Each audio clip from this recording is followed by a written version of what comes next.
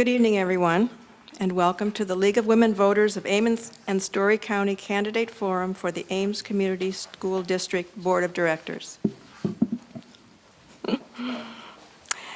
For those of you who might not be familiar, the League is a nonpartisan political organization dedicated to encouraging citizens to be informed participants in their government on the local, state, and national levels.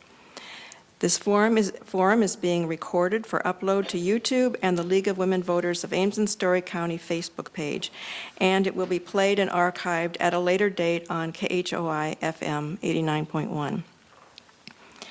Today is Tuesday, October 7th, 2025. I'm Mary Sand and a member of the League, and I will moderate this forum. Let's begin. All declared candidates for these... All declared...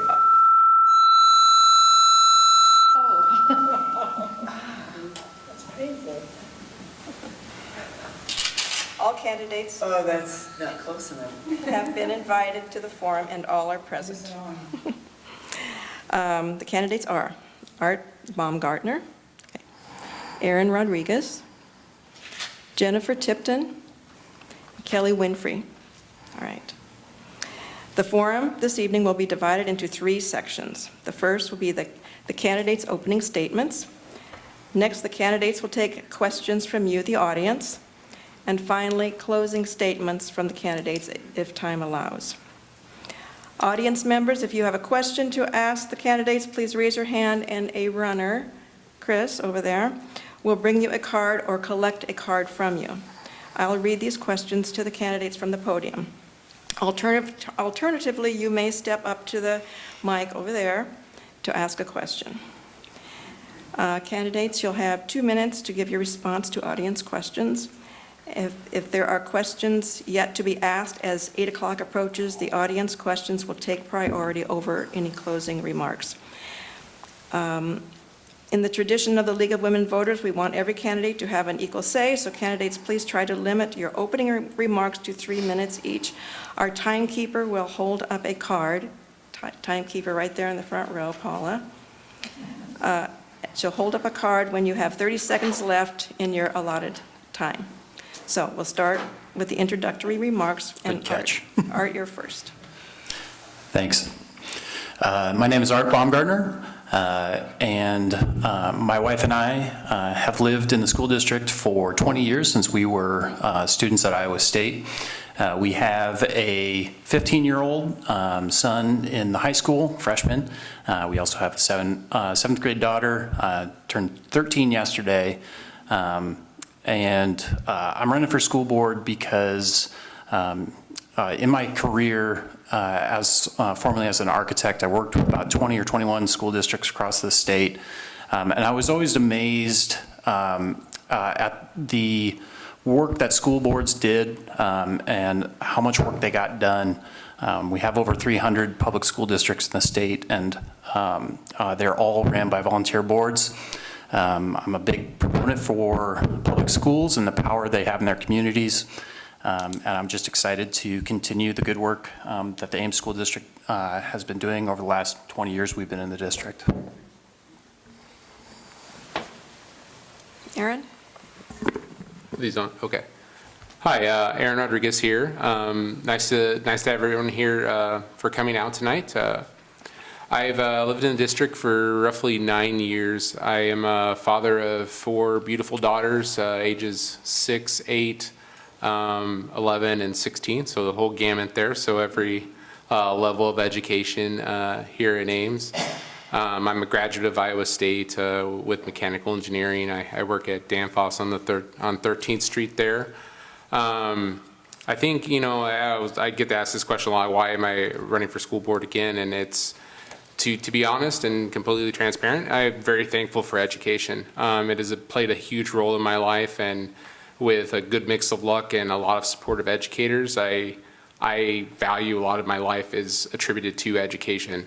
I have 3 daughters that are dyslexic, and I myself am dyslexic and have ADHD, so I've always been very thankful for educators for playing that role in my life and my children's lives to keep them I would say, reading and learning at the same level that everyone else is. Sorry. Lost my train of thought there a little bit. Sorry about that. I've, since living in the district, I've always been very active in my children's lives, so I contributed quite a bit to our PTO there, where, we hosted Multicultural Night and Science Night and many other fundraisers at Fellows Elementary. And if this is my way of giving back to the community that I love so much and trying to build a strong educational program that helps build strong communities, this is, I will gladly do it. That is why I'm here. I kind of view it as a calling and not necessarily a requirement. So I truly thankful for the community of Ames for providing me this opportunity in the last year to actually sit on the board. So, and I hopefully with everyone's support, I can continue that. So, thank you. Jennifer? Hi, everyone. My name is Jen Tipton, and my connection to Ames actually dates back to 2004. When I was here as an undergrad, I actually met my husband here and got married here in 2004. And so we have since moved around the country a fair amount, West Coast to East Coast and a couple places in between. We most recently moved back to Ames about 5.5, almost 6 years ago now. And it is quite different being back here in Ames as a parent with 2 young kids than it was when we left at 22 years old. It just seems like a completely different place. My perspective has changed. So I'm really excited to be here and grateful for this opportunity to serve the community in this way. We have 2 children in the Ames Community District. We have a 2nd grader and a 5th grader, and I am here to help support the professionals in our community that help shape the lives of our children. And I'm a big proponent of public education. I think that our schools are really the heartbeats of our communities. And so I really want to do my part to connect community members to the schools and just do what I can to keep this wonderful thing that we have here in Ames, which is our public school system. And I think in addition to that, one more thing is I grew up with public educators as parents. My mom was actually an elementary teacher all throughout her career. My dad went from being a teacher to a high school principal and retired as a superintendent of schools. So growing up, I really heard a lot of dinner table conversations centered on education in schools. And so I'm, like I said, excited to be here, and I'm ready to go to work for Ames in the school. Kelly? Hi, I'm Kelly Winfrey, and I am currently on the board running for re-election. I was elected in 2021, and I currently serve as our board president. I am very excited to have the opportunity to work with these folks in the future, in the very near future, and Aaron already. If you're not aware of the setup, we have 3 seats in our regular 4-year election cycle, and 3 candidates for those, and Aaron is running for a special election because he was filling a vacancy for us last year. So I'm so thrilled that we have some great folks that will be joining our board, but I wanted you to know that in case that affects what questions you ask, and also you don't have a tough decision, but it's a great time to tell us what's important to you and get our perspective. And I'll say, before being on the board to having spent 4 years on the board, my understanding has changed tremendously, even though I felt very informed about what the board did before I started. So I moved here in 2014 to work at a university, and I do not speak on behalf of that university, but it's local. I brought my husband with me. He was kind enough to move to Ames with me from Kansas City. We'd actually been at Kansas State the year prior to coming here, and he was able to do his job and work from home. We had our son in 2017. He is 8 years old and is a 3rd grader at Edwards Elementary. We also have 2 cats. I had a cat of 18 years that passed away in February. We could only fill that void with 2, so so I love cat stickers, cat jokes. But I initially ran in 2021 for many of the same reasons that I am again. I really value public education. I got a lot out of my education in south of Kansas City, the Raymore Peculiar School District. I was a debater, I did theater, I was very involved in a lot of non-athletic things.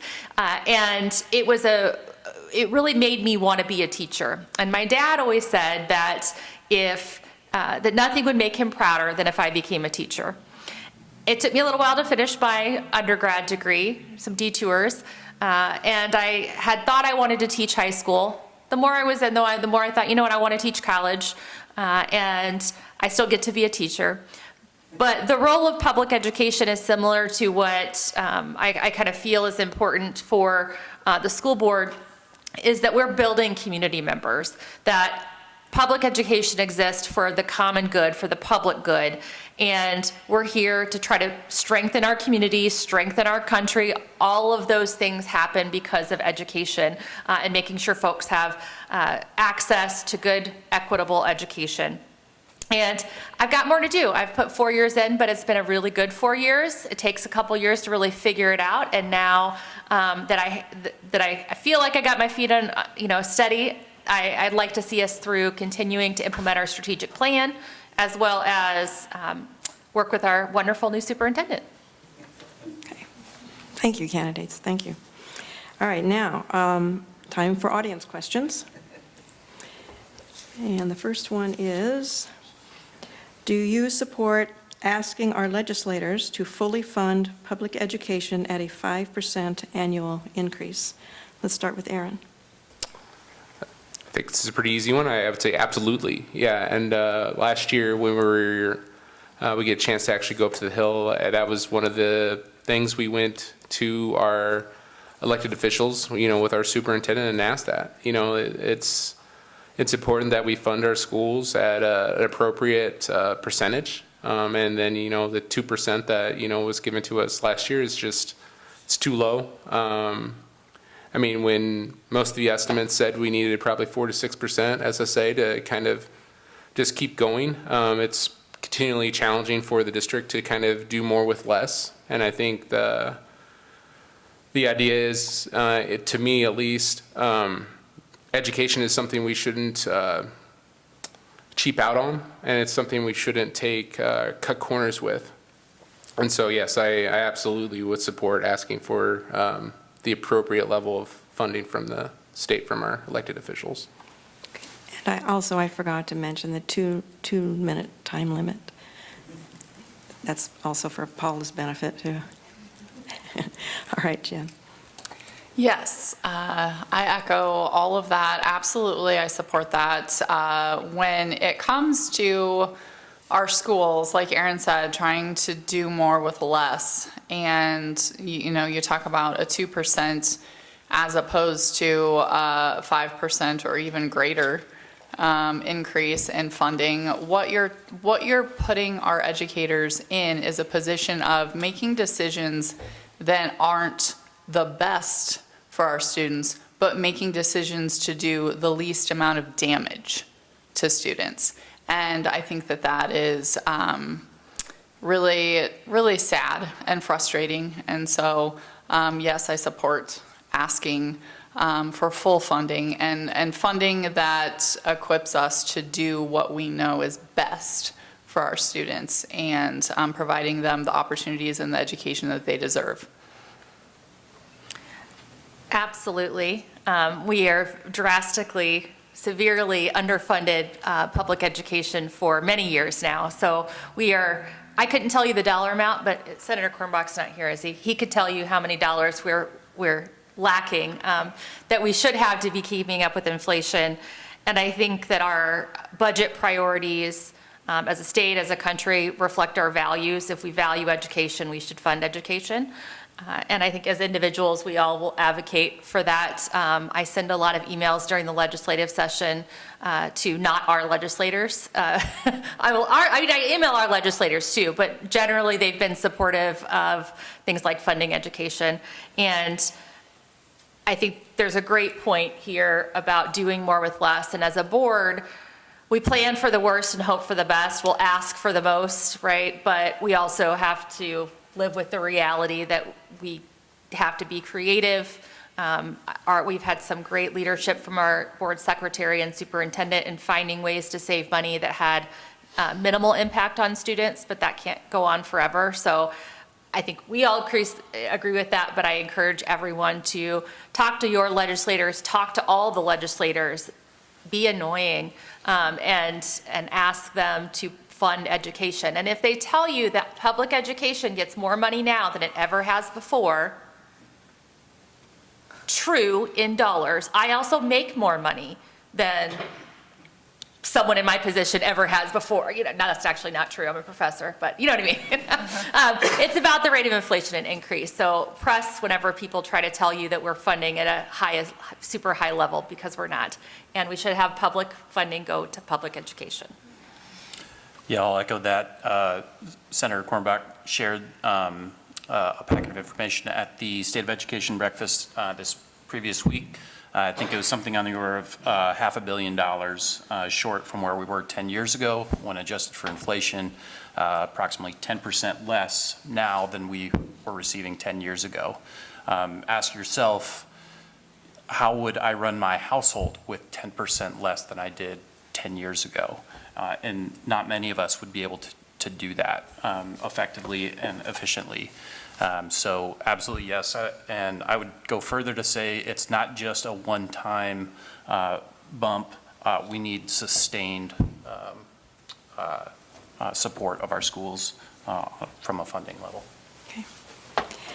Next question. What was your reaction to the President's executive order banning diversity, equity, and inclusion programs in public schools and universities? We'll start with Jen.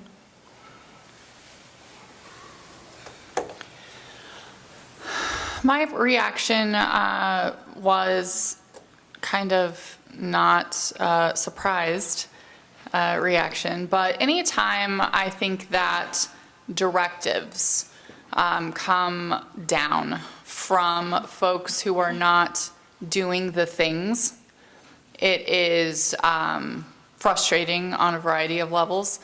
And so really whether it be DEI or any sort of curriculum, books, policies, anything like that, when a directive comes down and it affects the professionals, the staff, the teachers, the students who are in the buildings and doing the teaching and doing the learning that is based in research and is based in, you know, best practices and, you know, what we know is important, that's incredibly frustrating to me. So it's not localized to any one policy or directive that came down, but I'm very leery and very frustrated when we ask our professionals to implement policies that are directed, given down by people who do not know very much about teaching and learning, especially at the K-12 level. So I always want to do what I can to make sure that stakeholders are involved in the process and the decision-making instead of top-down directives.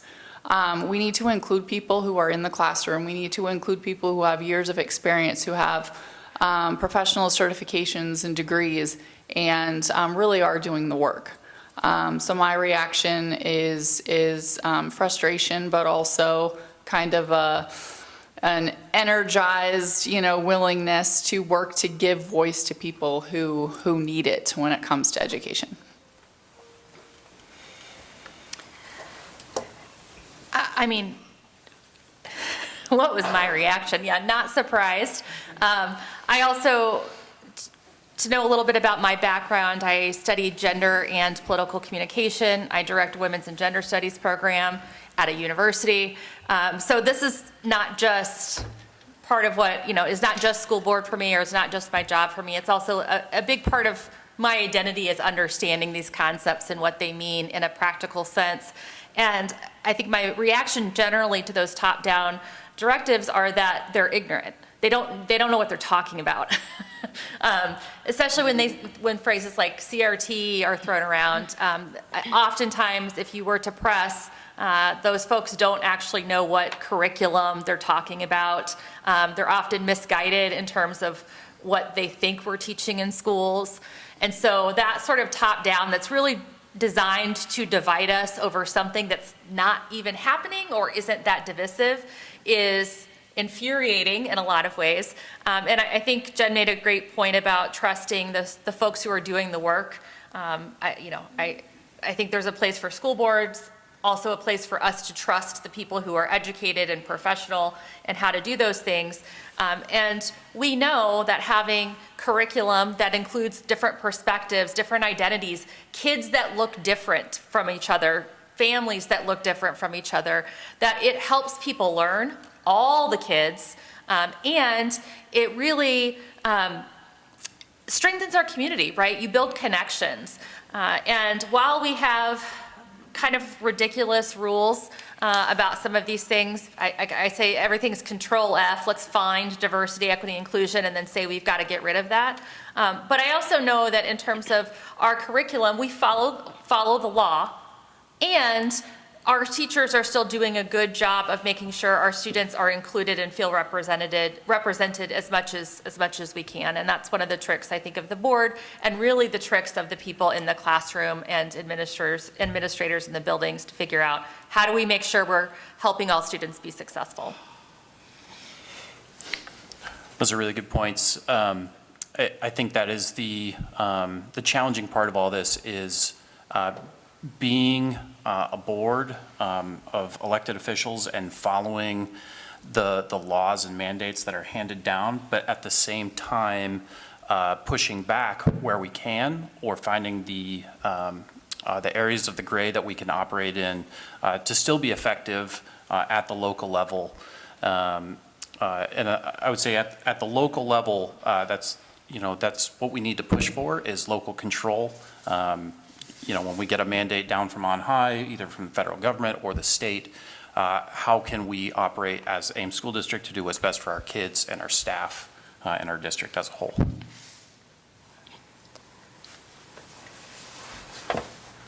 So the question was what my reaction was. I would say deeply disturbed. I come from, my father came here to America with an 8th grade education from Mexico, so I'm a person of color, and I was a product of programs that encouraged people of color to go into science fields. And so to me, to have those types of initiatives pushed down from the top to say that maybe I didn't deserve that spot at Iowa State to learn how to be an engineer, it hurt a lot. I feel that, that coming from such a high level of our government really tells kids that sometimes, I needed a hand out to get a hand up. And I think that's okay, But yeah, it's really personal to me. So it's like a lot of educators give me the opportunity to get where I am. And that's because they cared about me. They expected a lot out of me. And I think actually, the idea that, sorry, a little choked up, that people are just hired or included because they're some initiative is false. I feel that a lot of people, especially people of color that have reached, or any minority group, I guess, included because they were part of some quota is unfair. I think one of the things, we really want in the Ames Community School District is to make sure that everyone feels belonged and included. We're supportive of everyone. And that's kind of, another reason I don't like to talk about it a whole lot, is that I feel that it is important that some people, especially children, see that there are people possibly in charge of some of the decisions in their school district that are their color, are their, maybe from their background, that they can, achieve at a high level, even though they may not have the best opportunities given to them from the beginning, so, yeah. Okay. Next question. Do you support efforts to phase out private vouchers? And we'll start with Kelly. Yes. Absolutely. I think it is imperative that we use tax dollars for public good. And even though it might not seem like it's that much money that's diverted, when you think about how many dollars it takes to pay a teacher's salary, if you peel off just a few students, then it becomes less money for that salary. It affects the whole classroom, the whole building, and the whole district.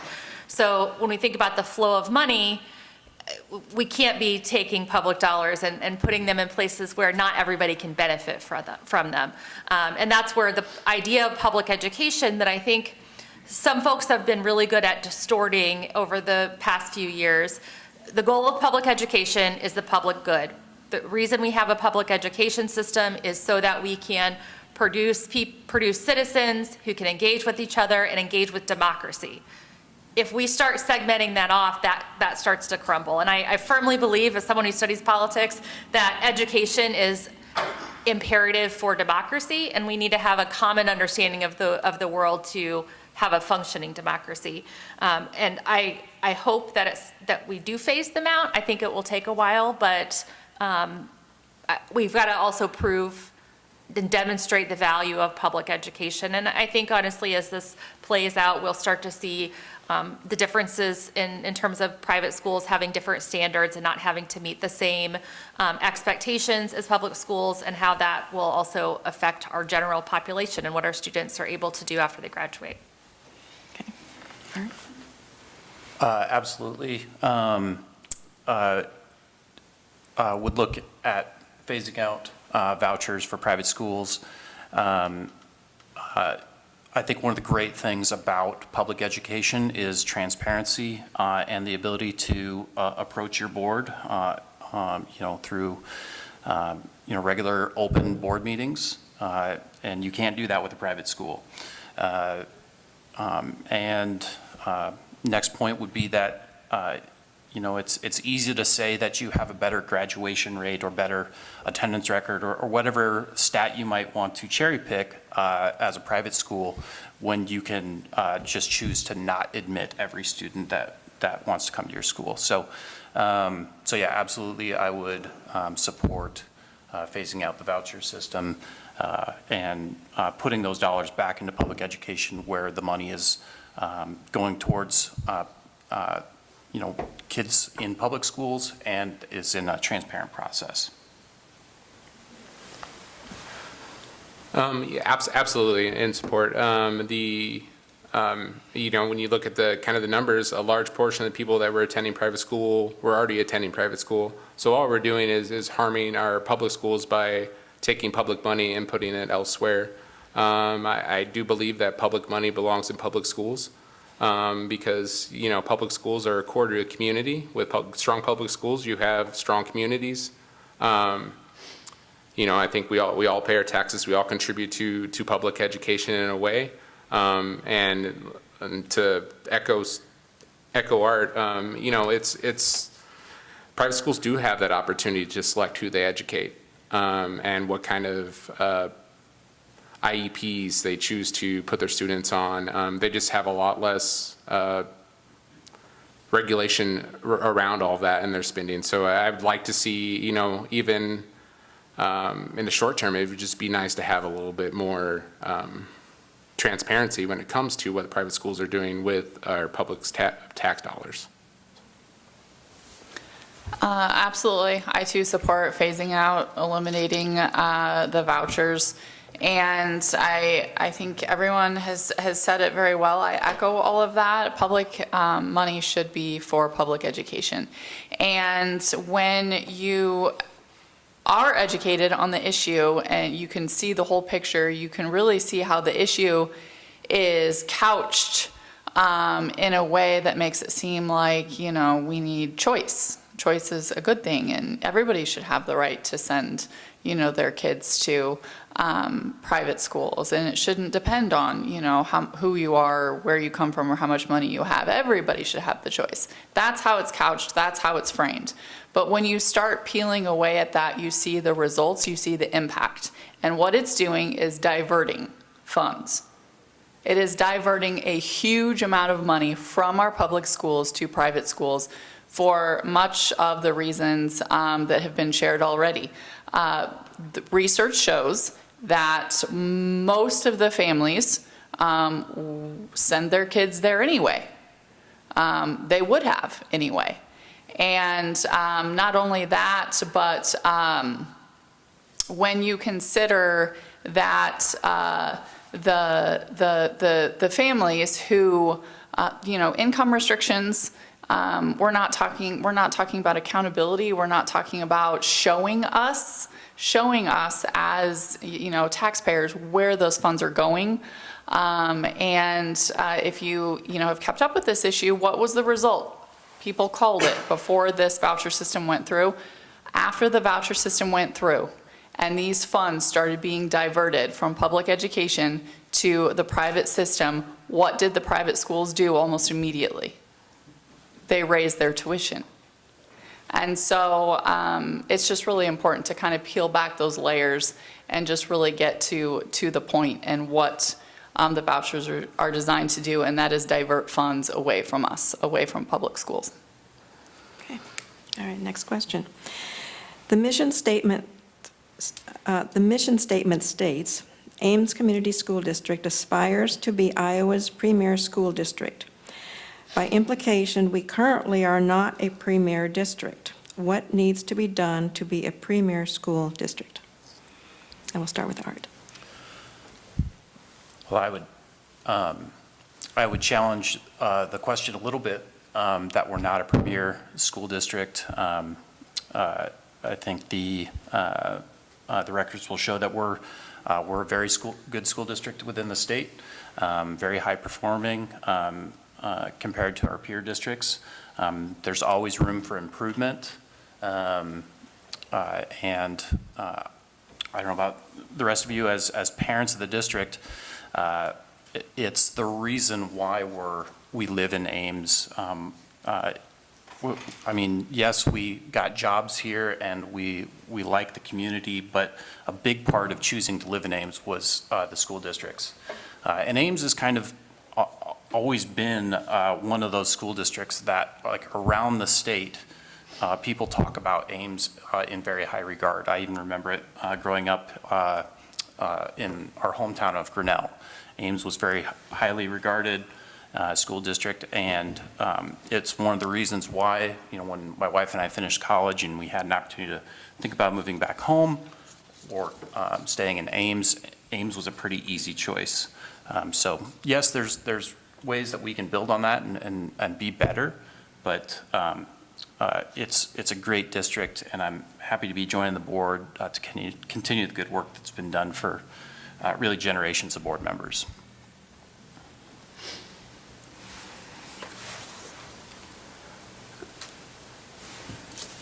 So I actually sat in that strategic planning meeting when we actually came up with the phrasing for a lot of that. So I would think, one of the things I remember saying over the 2 days that we came up with that is, I remember saying that if we can't do it in Ames, other places are going to have trouble doing that too. Because Ames is a great community full of great educators, great people. It has a very good heart. We have good bones in Ames. However, I do believe there's always work to be done, until we can say with confidence that everyone in our district feels like they belong and that they're getting the same equal education that all of them deserve and the same opportunities in life, then we still have work to do.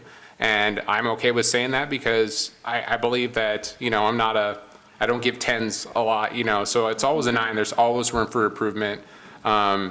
Especially, we're continually challenged on funding. So, the administration we have always done a great job of being very careful with taxpayers' money to kind of do the most they can with what we have. However, there's some data is showing we're making improvements in a lot of things that we're aiming for.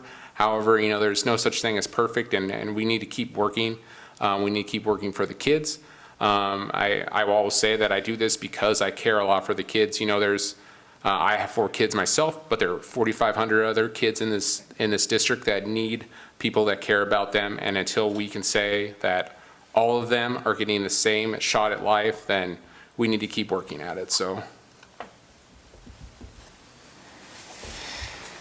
So I'm going to try to share the story without getting choked up myself, so bear with me. When I heard this question, I immediately thought of my daughter and a conversation we had on the drive home from kindergarten one day. So she's in 5th grade now, so this was a while ago. This was shortly after we moved back here to Ames, but she was in kindergarten, and she was kind of quiet in the car. And, you know, I asked her what was going on, and she said, I'm making this person's name up, this isn't a real name. She said, I just want Cody to have one good day. And I said, tell me more, what do you mean? And she said, well, some of the kids aren't very nice to Cody, and Cody doesn't have, you know, very nice clothes to wear, and sometimes wears the same thing every day. And Cody doesn't really have an easy time in classes, and I think that's kind of the reason that, you know, Cody's not very nice to some of the other kids, and then they're not nice to him, and it just kind of creates this cycle, and Cody doesn't have good days at school. And we talked about that, and she repeated herself. She said, I just want Cody to have one good day. And that has stuck with me. And to this day, I talk to her about, you can't always control, right, the kinds of days that your classmates have.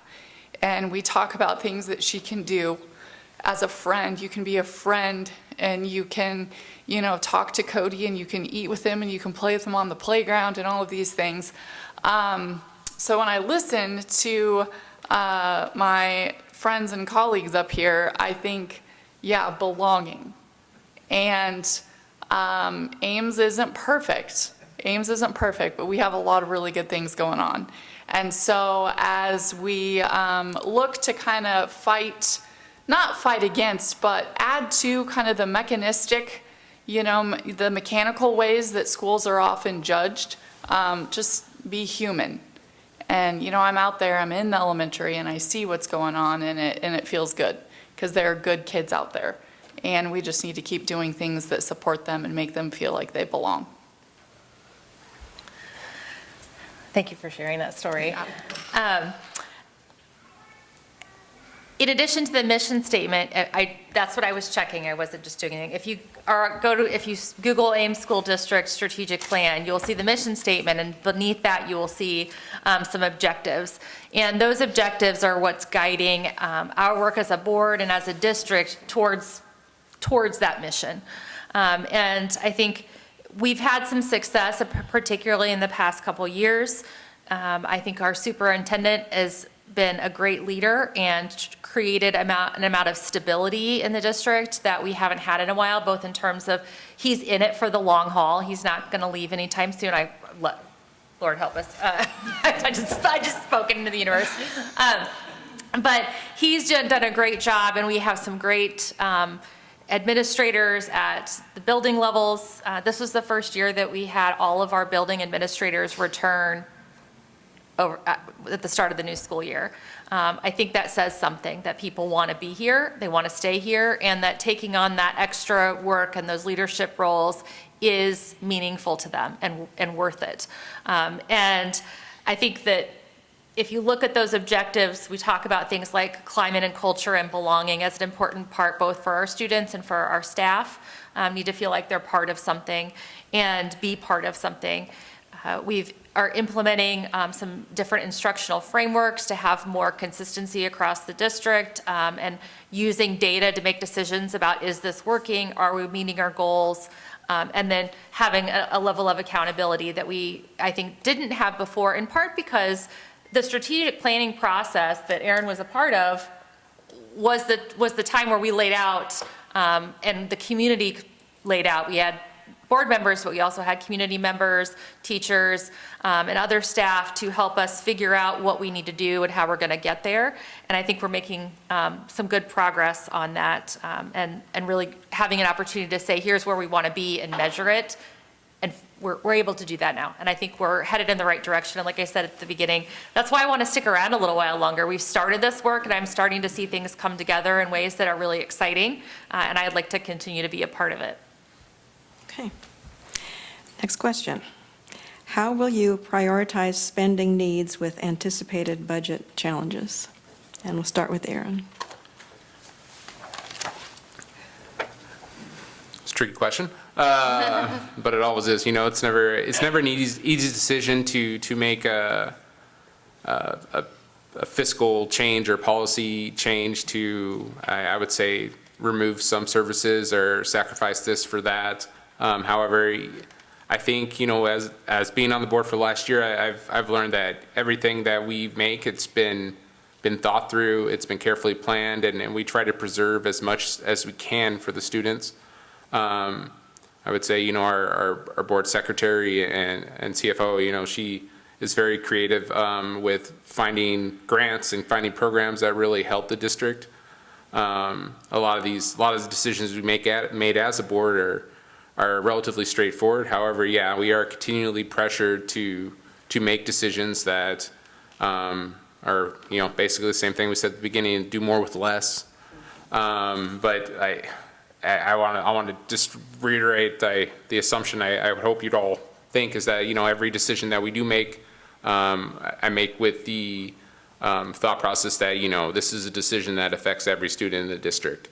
And it's not something we take lightly, and it's very important to us. And like I always tell my friends and coworkers, you know, that, you know, if you ever get a chance to write your elected officials, you know, and to prioritize education, because the children are our future, and we shouldn't be making financial decisions that take away from them.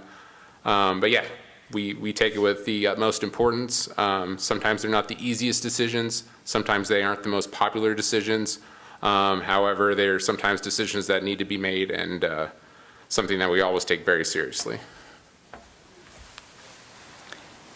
Yeah, I echo what Aaron said. Anytime you make cuts to, you know, staff and programs and things like that, I think the important thing to remember is that it affects the entire community, not just one room, not just one program and one building, but it affects the entire school district, the entire community. So I think one of the most important things as a board, and I, of course, will be new to this, so I'm looking forward to learning from folks who have some tenure on the board, but there are years and years and a wealth of experiences when you think about our teachers and our staff and our administrators.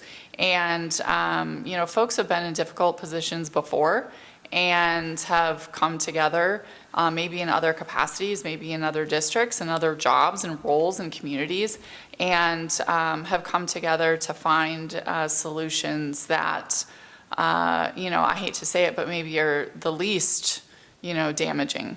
And I think that it's important to hear voices and hear people who are going to be affected, not make any rash decisions, and really just, you know, consider the entire community thoughtfully and carefully, like Aaron was saying, because those decisions are heavy. They're heavy and they have lasting impact. And so, yeah, when it comes to fiscal decisions about programs and cuts, it is something that I'm not dreading, of course, but I know that that is going to be a difficult part of this role in this position. So, yeah, I look forward to working with folks who have been in difficult positions before and coming to decisions that are best for everyone in the community. Yeah, budget season is not the most fun part of the year. But I think we've talked about being underfunded. In the past few years, we've had cuts of around $1 million each year. And the things that have driven the district's budget, I think first and foremost is, what do the kids need? We've got to put our kids, our students first. And you'd think obviously that's what you're going to do with public education, but you know, you want to think about what's the least bad option, what's going to have the least impact on our students, or that we can serve those students or give that service in a different way.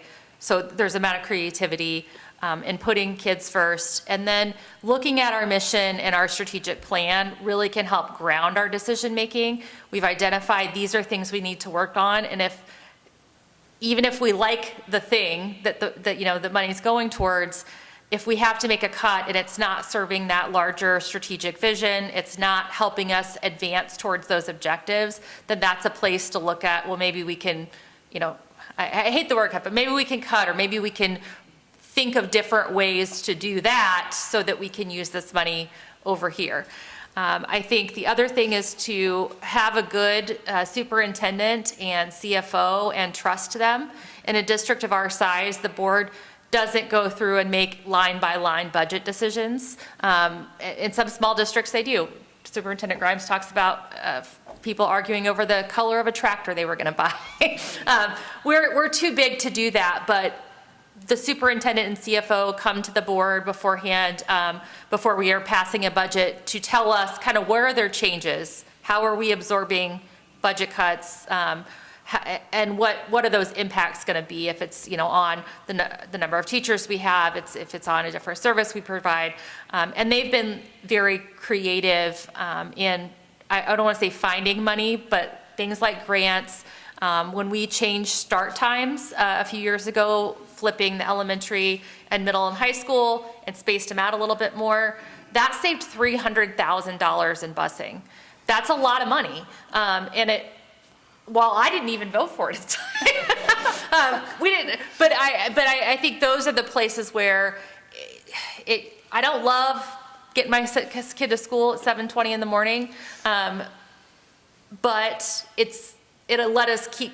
That's a few salaries. So you've got to be creative, and I think the other part is you have to make tough decisions sometimes, and just be comfortable that I know we're doing this the best we can and for the right reasons.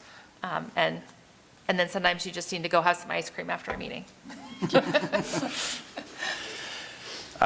So budget cuts are never fun, but it's actually something that I'm looking forward to, and those budget meetings, so I can bring some of my professional experience to bear.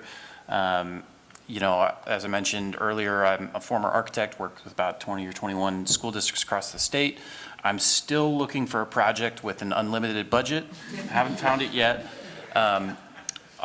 Needs and wants always stack up more than the budget allowed. So a lot of times it comes down to figuring out, okay, of this list of things that we need and want, what is mission critical? What do we have to fully fund for us to be fulfilling our mission? Then let's move on. What things would be nice to have? Or what things can we scale back from, fully funded, and still, put a good product or service on the table? And then lastly, what are some things that we maybe can't afford now, but we're going to put on the list of things to keep an eye on in the future and expand to? And when you break it down into simple components like that, it makes it a lot less daunting, and you can end up with, a school district you can be really proud of with the budget that you have available. Okay. Next question. What's your position on book bans in schools and classrooms? And we'll start with Jan. Oh, yay, it's my turn. So a little bit about me. My first degree is in English education. And so I actually started my career 20-some years ago as elementary school ESL coordinator, that's English as a second language coordinator, and then also a high school English teacher. And book banning, again, that's one of those things where in my heart of hearts, it doesn't feel great.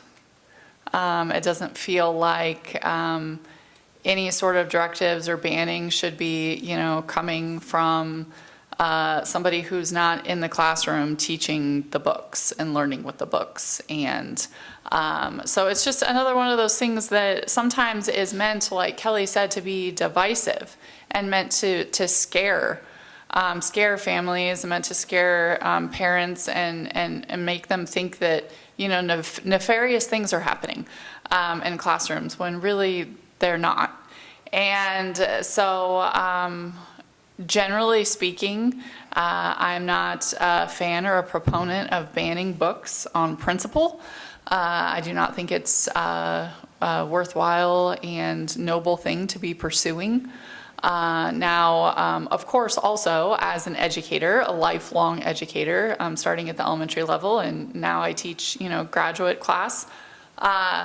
I think that there is such a thing as, content appropriate and developmentally appropriate materials. So that's not to say that everybody should be reading anything and everything all the time. That's not at all what I'm saying. But when you're talking about folks who are not in classrooms and not teaching and not familiar with the literature, the content, the power, the message of our books and our literature, when you're talking about those people making mandates and bans, I think it's incredibly unwise and damaging.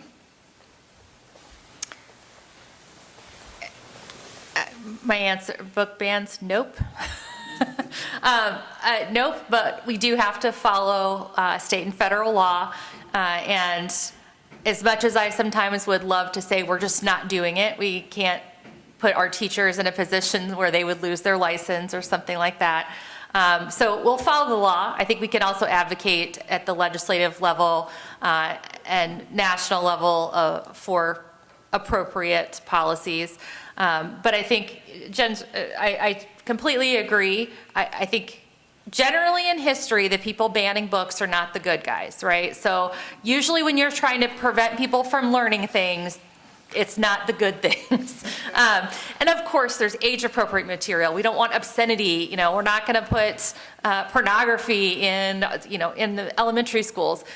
And again, a lot of these issues, I think, are really designed to divide us and create issues out of non-issues. And what's actually in there, what's actually happening is not as bad as some folks would like you to believe.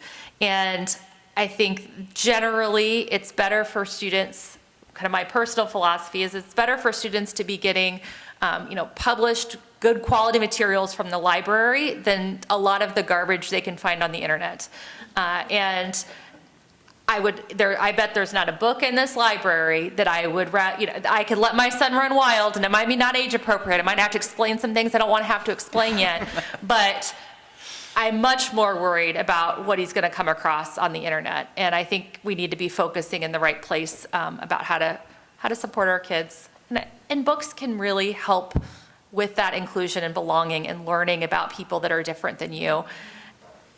And I think a lot of the book bans meant to divide, meant to target folks that some people don't want represented in our communities. Yeah. As I mentioned earlier, I've got 2 teenagers at home, so a banned book list is like, they're going to seek that list out as the material that they want to consume. So I guess I'm not as worried about it. And a part of that's that we live just a few blocks north of this library, and they have a great banned book section up here in the adult section that you can walk to and find all the books that have been banned recently, and find the material. So obviously want to provide age-appropriate educational materials to our kids, and I'm not in favor of censorship based on political or religious ideology, whatever it might be. But yeah, echoing what a lot of you said, that we want age-appropriate material and developmentally appropriate material. But yeah, it's a issue that's meant to divide us. We can let it divide us or not. I'm just going to choose not to let it divide me. So. Simple, nope. Like Kelly said, at the end of the day, yeah, there is age appropriate and developmental appropriate literature for all children out there. And again, anything that they could read in the book, there's probably way worse things you can find on the internet. So in my house, I actually had to tell one of my kids that you only get to buy 2 books a week, So, we are healthy readers there. However, as a parent, I make sure that what they're reading is appropriate, and I think I don't really agree with book bans on on a, personal level, honestly, it's trying to ban ideas, and I don't like banning ideas. I think you should be able to digest the information that's appropriate for you when you want to, are ready to read. And as a family with kids with reading disabilities, I'm never going to take a book out of their hand. And I don't think anybody else should.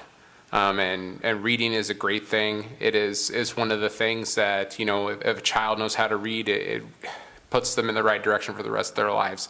So on a, personal level, yeah, I'm totally against book bans, but however, we do have to comply with, directives and laws that, are put in place. However, there's hopefully, those creative kids out there will find the ways that they want the information, they'll get the information anyway. And the internet itself is, there's far worse things on the internet than there is you can find in a book. So. Okay. Question from the floor? So the Ames School District is kind of landlocked by our surrounding school districts. Do you see a decrease in the number of students at the Ames schools, or are you seeing open enrollment going to those schools because they are closer to the city of Ames? So I'd just like to hear your observations on that. Well, you're right, we are landlocked, and when we look at projections, there's not a lot of physical space for the population to increase. Though I don't think that we have a little bit, our enrollment is down a little bit overall, but this year was up from last year just a little bit. So I don't think it's had a huge impact on us. I think Ames will always be a pretty strong, vibrant community where people want to raise kids. Having the university here certainly helps with that. And I think the Ames district offers some things that some of the smaller surrounding districts don't. But, in terms of athletics and extracurriculars, as well as other services that might be specific to different students' needs. But of course, we want to make sure students stay in the district as much as we can. And I think you're going to have some folks who would prefer a smaller school system, and that's fine. And I think that's, that's part of the open enrollment option. But I don't think there's a huge impact. Though I think we need to be strategic about how we engage students. One of the things that the district started this year was to have an online option that was affiliated directly with our school district. We have students who, have left the district or done another online program in place of coming into the building. Now we have opportunities for that too, so that students can stay connected if their situation makes it hard for them to physically be, in the high school. So we gotta come up with options, and I think we're doing a pretty good job of that.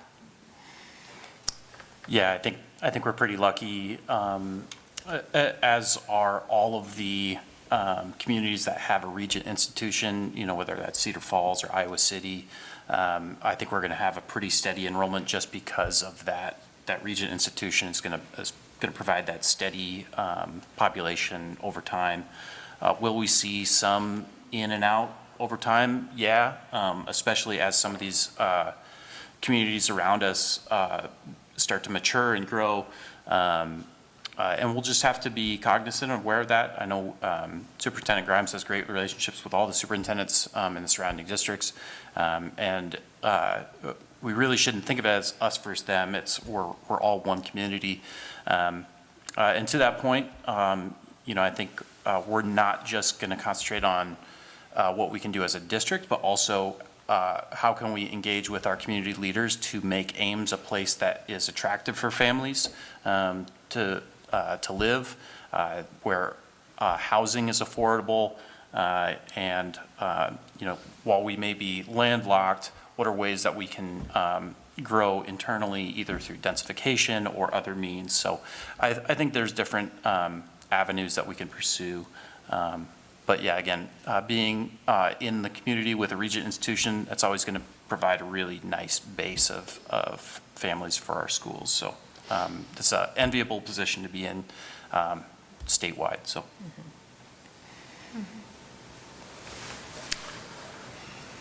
In just the short amount of time that I've actually lived in Ames, it's kind of, there's always been kind of ebb and flows into the community. I think over the last couple years, or at least in the last year that I've been on the board, one of the things I really enjoy about Scott is he always shares the enrollment numbers as the year progresses. It kind of gives me a good idea, whether it's down a little bit or maybe we've made some gains in these grades. In terms of whether or not you think we're going to have increasing enrollment over the years, I think there's a lot of factors that go into play in there. I know in my neighborhood, whenever someone sells a house, we're always really, really hoping someone comes with a family, but sometimes it's not. So, but yeah, we always celebrate those things like that. When we do have a family move into the district, and I think a lot of that has to be we need to have a district that people want to move to. And I think in a lot of ways, we're really striving to be that district that people want to live and be a part of. I also believe, I used to be like, those other districts, we got to be better than them. But at the same time, I think we're all really want the same thing. We want children to learn. We want them to grow up in a safe neighborhood with, great educators. So in a lot of this, I feel like we're all on the kind of the same team here. We're team students, team education, keep moving forward. So yeah, I mean, we are a little landlocked here in Ames, but I think, we're striving to be that district that people want to move to. Yeah, in terms of enrollment projections and that sort of thing, like Aaron said, so much goes into it. And yeah, as I look ahead, I'll learn a lot about, numbers and projections and shifts and things like that. But the question in how it mentioned other communities and then hearing what Art had to say, that's something that I'm super excited about because there's so much here in this community. I'm really not worried about this community. The city of Ames, the Ames Community School District and the university here are just, there's so much going on and potential for relationship building and supporting one another and just building on the wonderful things that we have happening already. And so I really think that with the combination of those things, the city of Ames and the Ames Community Schools and the university here, there's just so much potential. There's so much potential to support one another and build relationships, and there's a lot that goes into making this community, like my friends have said, making this community a place where people want to come. There's a lot going on here. And so, yeah. Okay, all right, next question. How do you draw the line between the board's work and the superintendent's job? Art. So the relationship between the superintendent and the board is incredibly important. I've seen superintendents who were literally former drill sergeants who told their board how they needed to vote, and the board did not push back. I've seen it the other way with a very passive superintendent, and the board pretty much ran the entire school district. And in either situation, it's not great. I think there's a good board and superintendent role. There's a lot of push and pull, give and take, frank conversations that need to happen. And those frank conversations happen when there's trust.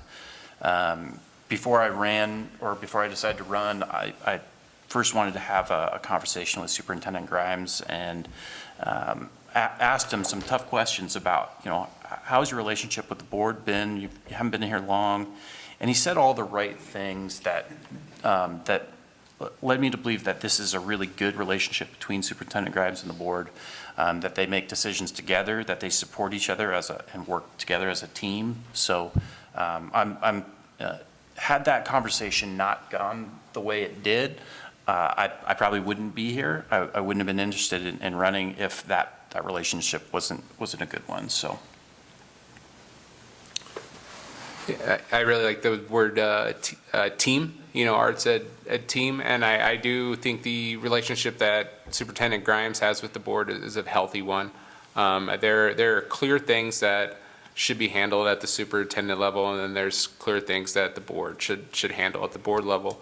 And I think that division of work is very clear with this board and superintendent. Scott's very involved with the whole district as a whole, and he works really good with the building admins and everyone involved. So sometimes he does a really good job of making sure that anything that needs to make its way up to the board has already kind of been really vetted by everyone below. So it makes the job of the board a little easy sometimes, but at the same time, he's always welcome. I would say he's always an open door for conversation, which is always good. Especially when you have like a new member like myself that had a lot of questions in the beginning. It's like drinking from a fire hose, but it's always easier when you have someone like Scott and Jeff on your team to kind of get a better understanding of where that line lies. And I too met with Superintendent Grimes before deciding to be here. And so like I mentioned earlier this evening, my dad retired as the superintendent of schools. And when he learned that I was considering this endeavor, he said, "Oh, Jen," he said, "whew, it's going to be a lot of work. A district that size, make sure you meet with the superintendent first and see how that goes." And so Scott and I met for almost 2 hours, actually, and he said all the right things to me as well, and made me feel really good about the relationship that he has with the board. And he described his philosophy to me in a really succinct way that I really appreciated. He said board meetings used to take a lot longer than they do now, sometimes 4-ish hours, 3-4 hours, and he said really, he has worked to make sure that he provides the information and the expertise, the background expertise that the board needs to make sound decisions.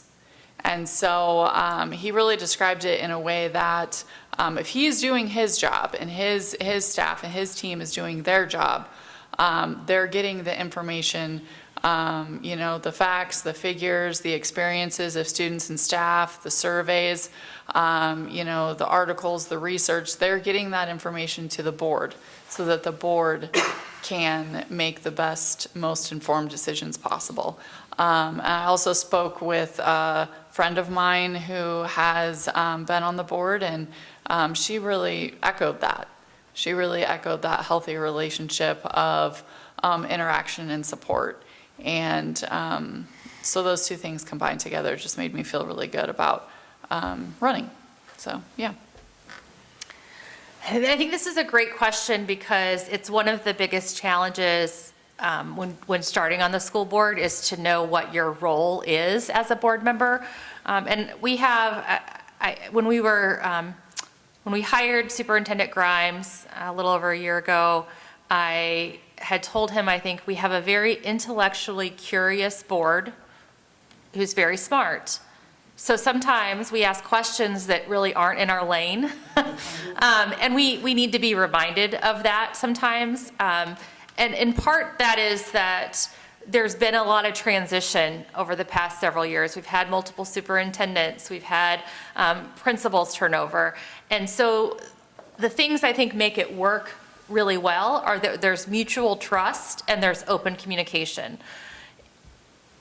Scott communicates with the board. We get a weekly email. We know what's going on in the district. We know what's coming up in terms of curriculum changes, whatever we're going to be voting on, we have a good awareness of before we get there, and have an opportunity, if you have questions, to talk to him directly. I mean, any of you always say, just email Scott. That's most of my emails is, here, I forward you to Scott. Having a good superintendent who we trust, and then he trusts us as well to support him in the decisions that we make. When I ran for the board 4 years ago, a current board member had described it to me to say, the board has one employee, the superintendent. He's got 7 bosses. That's too bad for him, I guess, sometimes. But then we task him with the mission of the district and what our objectives are, and we hold him accountable for those things. So when we do his annual evaluation, or whoever our superintendent is, we're evaluating on how we've moved forward as a district and hold him accountable. But we also trust that he is an expert, or whoever our superintendent is an expert in their field, and they have surrounded themselves with other experts, be those, folks who know about teaching and learning, or folks who know about facilities, or whatever it is. We hold him accountable. So the buck stops with him. And we have that relationship, but there's that mutual trust that we're going to support him in getting that work done. And I think it is, I don't know that I don't know if I would be running for another term if I didn't like the way things are so much right now. We have a board, and I think it will continue, that works really well together, is very collaborative, and works well with a very experienced superintendent. So, yeah. Okay.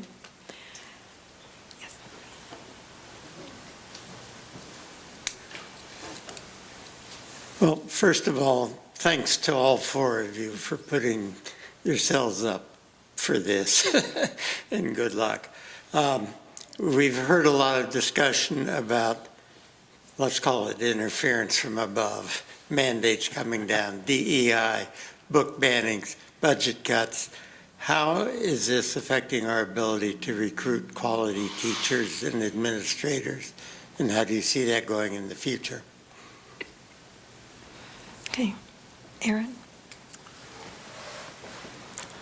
One of the priorities of the district is always to recruit talented and good workforce. I would say a lot of the other schools are probably experiencing the same challenges because it is usually from above and it's a mandate. Iowa's suffering from what I think they call a brain drain, where our educated young folks are actually leaving the state. So this is something that I think worries any, not just the school district, but hospitals, universities. People are leaving our state because they feel that maybe our state is a little overregulated from the top down, and the answer, I think, in Ames Community School District is we're just trying to build a welcoming environment for our teachers by, making sure that we provide adequate professional development, that, our benefits are competitive, that our pay is also in line with what, other school districts of similar size are providing. And basically, keeping classroom sizes down too, so that, they aren't presented with a challenging environment for educating their children or their students. But yeah, it is a challenge, and I think it's something definitely that we talk about often. There's one of the things we do review in a lot of our board meetings are what positions we feel fill are open, are left open on purpose sometimes, and I think they're highlighted to be left open on purpose so that we can kind of say, hey, here public, this is kind of what we're experiencing. These are the challenges that we're seeing. It's hard to recruit an EA and pay an EA this amount of money. So yeah, it's a tricky answer, tricky question to answer. But yeah, I would say that Ames is trying to be that district where we're trying our best to, with what we have, to kind of keep the talented workforce here. Thank you. Mm-hmm. Yeah, a challenge indeed. I like to think of it back again with a few questions ago in terms of community. And if somebody is going to be a teacher in Iowa, Ames is a marvelous place to do it because of all that we have going for us. I don't know the right word. Bastion and enclave. Ames is a shining, star in this state. And so while I can't speak to open positions and the number of applicants that, maybe the board has seen, current members can speak to that. But I can speak to the strength in this community and its reputation and all that it has going for it. So if there is a district in the state of Iowa who can do well to work within what we are, where we find ourselves at the state and federal level, I think Ames is probably among the most well-positioned communities to do that. So yeah, it's a challenge for sure. And, but like Aaron mentioned, it's the schools, it's the hospitals, it's, all the things that folks in Iowa are trying to protect. And so I think Ames is well positioned to do a good job. Yeah, I agree with all of those answers wholeheartedly. I think the bigger question is Iowa a place that people want to be? Is the United States a place that people want to be? And all of that helps create an environment that's supportive. Certainly it is a hard time to be a teacher. I mean, since I was a kid, there's always the talk of teachers don't make enough money, yet we still don't allocate more money to pay the teachers what we say they deserve. So that's always a challenge, but the way that so much of education has been unnecessarily politicized has made it really difficult for teachers. We have fewer folks who are going into schools of education that want to become teachers, people leaving the profession. It's already a lot of work, but whenever they also have to, there's constantly changing directives from above that make doing their job harder or make, things seem politicized, and parents asking questions that, are based on things not happening in our classrooms. But teachers still have to deal with all of that. And being a teacher generally is hard. I think that Ames is a good place to be, and Ames will continue to be an even better place to be. Supporting our teachers with proper professional development, creating that feeling of belonging and community where this is a place that we are working together towards the same goal, to serve kids, to educate kids, and we're all doing it together with the right support from the district level and the board. That helps attract folks to come to Ames as well. I think the retention that we've had in the past year shows that something's going right here. People are staying, and the more people stay, the more people want to come because they see that as a place that people stay, right? Whenever you see a job opening somewhere, you might think, well, why is it open, right? Why did the person leave? And then I can say that in this past year, we had less difficulty filling positions that were vacant and that we were trying to fill than we've had in the whole time I've been on the board. Now, certainly there are positions we have to leave open for budget reasons, but we're seeing people want to be part of what's going on in Ames, and I think that we're in a difficult situation, but we're in a good place within that. Yeah, all these are great points. I'll just follow it up with kind of an anecdotal story. My son's favorite teacher he's had so far in the Ames School District was when he was in fourth grade, which was the COVID year. And it was Miss Mafia was her name. And she was a first or second year teacher out of school. She referred to her class as Mafia's Mafia, right? And every kid just absolutely adored her. She's no longer in the Ames School District. She moved very shortly thereafter to Tennessee, I believe, because there's better job opportunities and better career growth in Tennessee than there was in Iowa. That hasn't always been the case. I actually grew up in Arizona, and Iowa was well regarded in the 80s and 90s as a place for educators.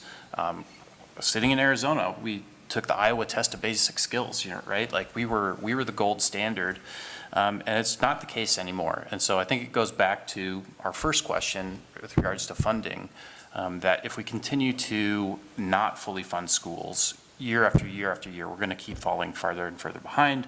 It's going to make the profession less appealing, and it's going to be harder to recruit to our schools in Iowa. As all of these folks have mentioned, I think we've positioned ourselves in Ames as best we can, but it's a difficult uphill battle that we're all fighting. Okay, are there any other questions from the floor? All right, then. Thank you all for a very, very informative evening. Very good, thank you. Yeah. Thank you. Thank you. So candidates, if you would like to respond further to any question asked previously or make any other final remarks, you each have 2 minutes to do so. So start with Jen. I should have been, I know there were a couple other stories that I could have snuck in there, but as other folks were talking, I was like, oh, I should have talked about, this or that. But yeah, well, thank you for welcoming us here and engaging in this dialogue with us. I'm super excited about this journey and running for the school board, and I will appreciate your support and, of course, your vote coming up in November. So it's always great. I think this is the second or third forum that we've done, the second forum? Second forum that we've done. And as folks have slowly learned throughout the community that I'm running for the school board, I get questions here and there, I get stopped, I get, prematurely congratulated, and like, no, not yet, it's not official, not yet. We have to actually do the thing in November, but it's really great, the positive reception that I've had from community members who are really excited about having somebody with, my background in public education and my passion for the Ames community, to have them, be excited about my candidacy is really uplifting. So thank you again for having us here, and I look forward to what comes next. Yes, thank you all for coming out and for being engaged in local politics. It is, I tell my students that you need to pay attention to your city and school and county races, because a lot of those things affect your day-to-day life more than things at higher levels do. Not that you shouldn't pay attention to those, do that too. But I'm running for re-election because I'm part of something awesome. I enjoy being on the board. I enjoy being part of a school district that I think is improving, that's making progress. I don't think we were a bad district to start with. When I moved here 10 years ago, we thought this was a good place to raise a kid. And I think it is, and I think it's even better than it was 10 years ago. And I'm lucky that I have the time and mostly bandwidth to serve on the board, and I'm thrilled I get to work with some amazing people. So I would also say encourage people to vote, even though there's not a lot of contentious races. It's just a good habit. You vote every November, not just even numbered years. And if you have questions or concerns, email the board, email Superintendent Grimes, come to board meetings. We've got a couple of our regular board meeting folks here. It's nice to feel like a board meeting. But, be engaged, ask questions. We're all in this together. I'm very much a it takes a village sort of person, and, this is part of the village and one of the ways that we improve our community. Yeah, sometimes you hear people say, the city should, or the school district should, or they should, and I really want to say, you're part of that. You are the they in that question. Your tax dollars are going to that entity, and you have a say, not just with your vote. That's probably the smallest act you can do, but you can go to board meetings. You can comment during the public comment section. You can reach out. We'll all have emails that you can reach out to us. Just get out and vote on November 4th, but also stay engaged. You're already doing that here, and really appreciate you asking some really good questions. This was my first forum, and there were some tough ones in there. I appreciate that. So, as Jennifer mentioned too, over the last few weeks, as the word's gotten out that I was running, I got a few people saying, "Are you crazy?"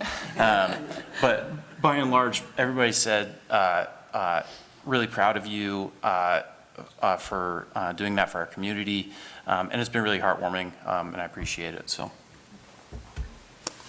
Yeah, thank you for the league for putting this on, and also thank you to the Ames Public Library for being a good host for this and other forums that they normally have. I always tell my kids, you know, it's important that you ask questions to people that you have questions for.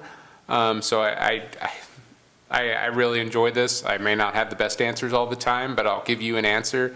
And I think it's important that people do ask questions, especially to their, you know, anyone that's elected. I do feel that I really enjoy being on the board, and I enjoy serving my community in this way. I'll kind of tell fun stories. I coached Lego League for a few years at the elementary school fellows, and this last spring I got to hand a diploma to 2 people that I used to coach on those teams. And at that moment, looking out at the crowd, at all the students there getting their diplomas, I was like, this is where I want to be, and this is what I want to do. And ever since then, you know, just engaging with the students and the teachers and the administration, I really feel that Ames is a good place to raise a family, and this is my way of giving back, and I can't wait for, you know, at least 2 more years, and we'll take from there, you know, one step at a time. So, thank you. Okay, very good. Graduation is one of the best times, too. It's just, yeah. I didn't know that the board did that, so I was like, I didn't either the first time. Yeah, I was Surprise! left, right? All right, well, since this is a League of Women Voters sponsored event, I have to talk about voting at the end of this. So voting day is November 4th, like Art said. And if you are not already registered, there are various ways to register to vote. You can download a voter registration form from the Story County Auditor's website. And the deadline for submitting a voter registration form is Monday, October 20. Or you can register tonight at the table in the back of the room. So easy. Or you can register to vote on Election Day at the correct polling place for your address. But for that, you have to have a proper ID with you.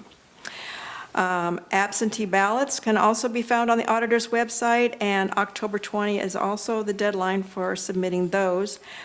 Or you can fill out the form for an absentee ballot, again, at the table in the back.